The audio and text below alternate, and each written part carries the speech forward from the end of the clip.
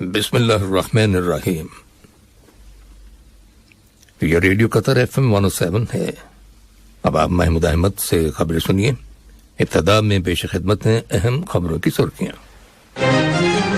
صاحب اسم امیر نے جمہوریہ کیمرون کے صدر کو ان کے ملک کے قومی دن کے موقع پر مبارکباد کا برقی پیغام ارسال کیا ہے۔ تنظیم اسلامی تعاون OIC اور عرب ممالک نے سوڈان کے دارالحکومت خرطوم میں قطر کے سفارت خانے کی عمارت پر مسلح افراد کے حملے اور توڑ پھوڑ کرنے کی شدید مذمت کی ہے۔ قطر کی شورا کونسل کے وفد نے لاطینی امریکہ اور کیریبین پارلیمنٹ کی جنرل اسمبلی کے 37ویں اجلاس میں شرکت کی ہے۔ یہ 2 روزہ اجلاس کل پاناما سٹی میں ختم ہو گیا۔ روس کے صدر نے نئے خطرات اور چیلنجز کا مؤثر طریقے سے مقابلہ کرنے کے لیے عرب ممالک کے ساتھ تعلقات کو فروغ دینے میں ماسکو حکومت کی دلچسپی کا اعادہ کیا ہے۔ یہ تھیں اہم خبروں کی سرخیاں، اور اب سے چند لمحوں بعد تفصیل سے خبریں نشر کی جائیں گی۔ لیجیے اب آپ تفصیل سے خبریں سنیے۔ صاحب اسم امیر شیخ تمیم بن حمد آل ثانی نے جمہوریہ کیمرون کے صدر پال بیا کو ان کے ملک کے قومی دن کے موقع پر مبارکباد کا برقی پیغام ارسال کیا ہے۔ نائب امیر شیخ عبداللہ بن حمد آل ثانی نے بھی اس موقع کی مناسبت سے جمہوریہ کیمرون کے صدر کے نام مبارکباد کا برقی پیغام روانہ کیا ہے۔ اسی طرح وزیر اعظم اور وزیر خارجہ شیخ محمد بن عبد الرحمن بن جاسم آل ثانی نے جمہوریہ کیمرون کے وزیر اعظم ڈاکٹر جوزف ڈیون نیگیوٹے کو ان کے ملک کے قومی دن کے موقع پر مبارکباد کا برقی پیغام ارسال کیا ہے۔ قطر نے سوڈان کے دارالحکومت خرطوم میں اپنے سفارت خانے کی عمارت پر مسلح حملہ آوروں کی جانب سے کیے گئے حملے اور توڑ پھوڑ کی شدید الفاظ میں مذمت کی ہے۔ وزارت خارجہ کی جانب سے جاری کیے گئے بیان میں بتایا گیا ہے کہ سفارت خانے کے عملے کو حملے سے پہلے ہی وہاں سے نکال لیا گیا تھا، چنانچہ کسی کو بھی کوئی نقصان نہیں پہنچا۔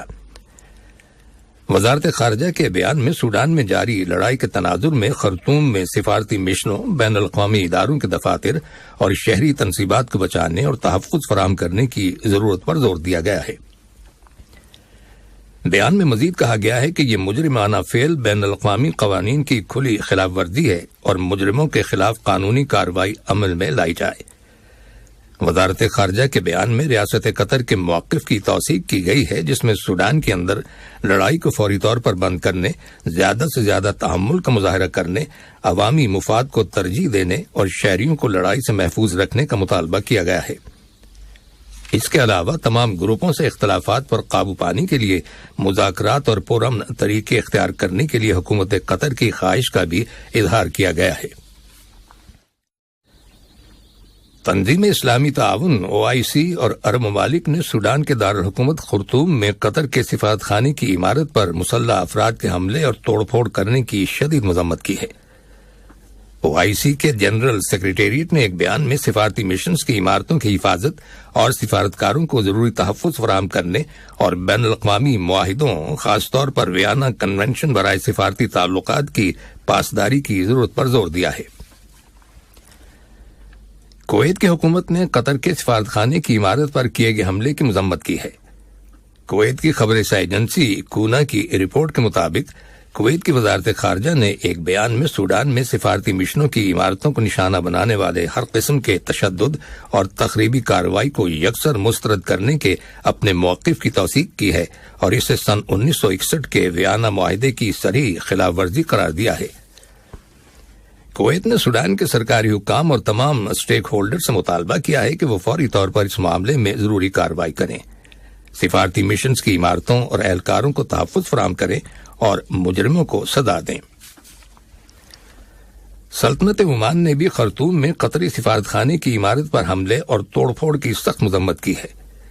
ایک بیان میں عمان کی وزارت خارجہ نے سوڈان کے اندر سفارتی مشنوں کو نشانہ بنانے والے ہر قسم کے تشدد اور تخریب کاری کو مسترد کرنے کے عمان کے موقف کی توثیق کی ہے اور بین الاقوامی اصولوں اور قوانین کے مطابق سفارت خانوں کی عمارتوں اور سفارتی عملے کو تحفظ فراہم کرنے کی ضرورت پر زور دیا ہے۔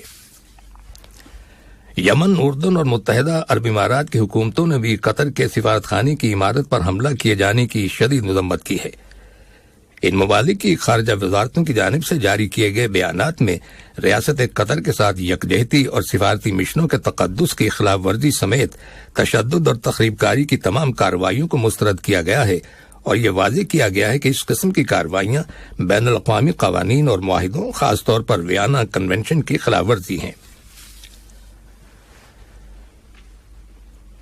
قطر کی شورا کونسل کے وفد نے لاطینی امریکہ اور کیریبین پارلیمنٹ کی جنرل اسمبلی کے 37ویں اجلاس میں شرکت کی ہے۔ یہ 2 روزہ اجلاس کل پاناما سٹی میں ختم ہو گیا۔ اجلاس میں شریک قطری وفد کی قیادت شورا کونسل کے رکن ڈاکٹر سلطان بن حسن الدوسری نے کی، جو لاطینی امریکہ اور کیریبین ممالک کے ساتھ قطری پارلیمانی فرینڈشپ گروپ کے چیئرمین بھی ہیں۔ قطر جون سن 2019 میں اس اہم علاقائی فورم میں شامل ہونے والا مشرق وسطی کا پہلا ملک ہے۔ اس موقع پر شورا کونسل کے وقت نے متعدد ضمنی ملاقاتیں کی، جن میں قطر اور لاطینی امریکی ممالک کے مابین پارلیمانی تعاون کے تعلقات اور انہیں مزید مضبوط بنانے اور فروغ دینے کے بارے میں تبادلہ خیال کیا گیا۔ یہ خبریں اردو ریڈیو قطر FM 107 سے نشر کی جا رہی ہیں۔ قطر کی انسانی حقوق کی کمیٹی NHRC نے سینٹرل میونسپل کونسل CMC کے انتخابات کی نگرانی کرنے والی ٹیم کو انتخابات سے متعلق کاموں کی خوش اسلوبی سے انجام دینے کی غرض سے ٹیم کو اہل بنانے کے لیے ایک ورکشاپ کا اہتمام کیا ہے، جس میں کمیٹی کے متعدد ملازمین اور اراکین شریک ہوں گے۔ NHRC کے ڈپٹی چیئرمین ڈاکٹر محمد بن سیف القواری نے، جو NHRC کی وزٹ اور مانیٹرنگ کمیٹی کے سربراہ بھی ہیں، دیانتداری اور شفافیت کو یقینی بنانے کے لیے انتخابات کی نگرانی کی اہمیت پر زور دیا ہے۔ یوکرین کے صدر ولودیمیر زیلنسکی کو سلطنت عمان کے فرمانروا سلطان حیثم بن طارق کی جانب سے ایک تحریری پیغام موصول ہوا ہے، جس کا تعلق 2 طرفہ تعلقات اور باہمی دلچسپی کے علاقائی اور بین الاقوامی معاملات سے ہے۔ کل کیف میں عمان کے سفیر عبدالعزیز عبداللہ الہنائی نے یوکرین کے مشرق وسطی اور افریقہ کے لیے خصوصی ایلچی سفیر میکسم سوبیک کے ساتھ ملاقات کی اور انہیں یوکرین کے صدر ولودیمیر زیلنسکی کے نام سلطان حیثم بن طارق کا پیغام پہنچایا۔ قابض اسرائیلی فوجیوں نے کل مقبوضہ مغربی کنارے کے شہر جنین کے جنوب مغرب میں واقع برتا فوجی چوکی قریب ایک 16 سالہ فلسطینی کو گولی مار کر شدید زخمی کر دیا۔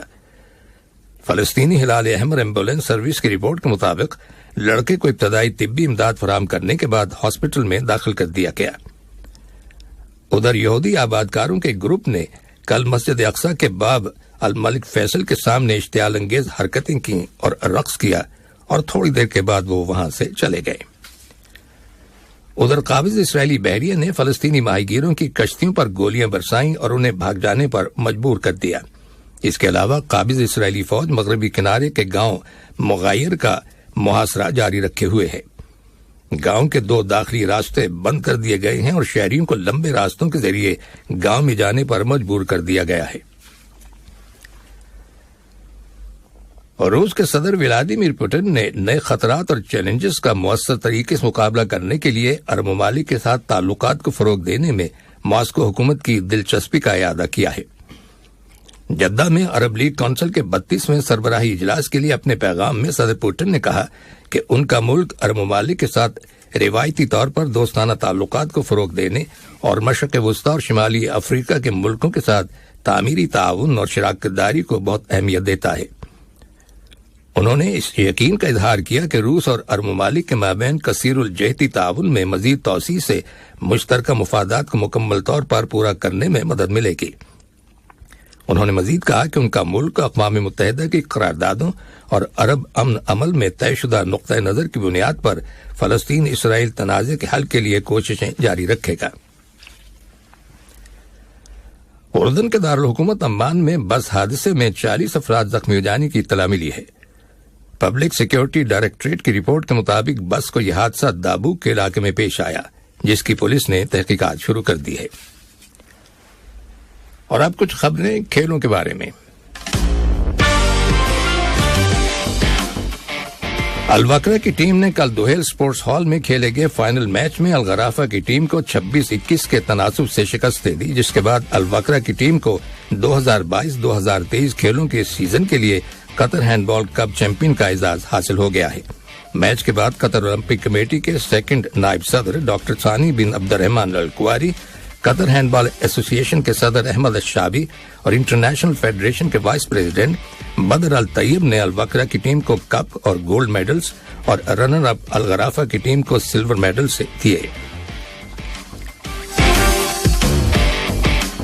قطر کی الوکرا کلب کی فٹ بال ٹیم فلپائن میں جاری باسکٹ بال ورلڈ ٹور ٹورنامنٹ سے باہر ہو گئی ہے۔ اس ٹورنامنٹ میں دنیا کے 10 ممالک کی 12 ٹیمیں حصہ لے رہی ہیں۔ الوکرا کا ٹورنامنٹ سے جلد باہر نکلنا اس وقت ہوا جب وہ گروپ ڈی میں تیسرے نمبر پر آ گئی۔ الوکرا کی ٹیم کو منگولیا کی ٹیم کے ساتھ کھیلے گئے اپنے پہلے میچ میں شکست کا سامنا کرنا پڑا، جبکہ چین کی ٹیم کے ساتھ کھیلے گئے اپنے دوسرے میچ میں بھی وہ ہار گئی۔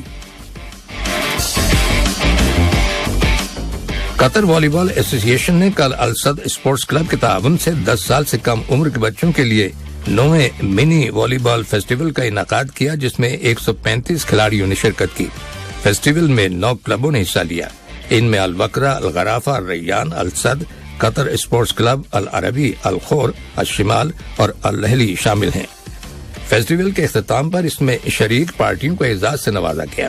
ان میں ریفریز، آرگنائزنگ اور ٹیکنیکل کمیٹیز، کلب ٹیمیں، کوچز اور ان کے اسسٹنٹس اور اسپانسرز شامل ہیں۔ 33ویں سمر اولمپک گیمز پیرس 2024 کے لیے ایشین مینز ہینڈ بال کوالیفیکیشن کی قرعہ اندازی کل مکمل ہو گئی۔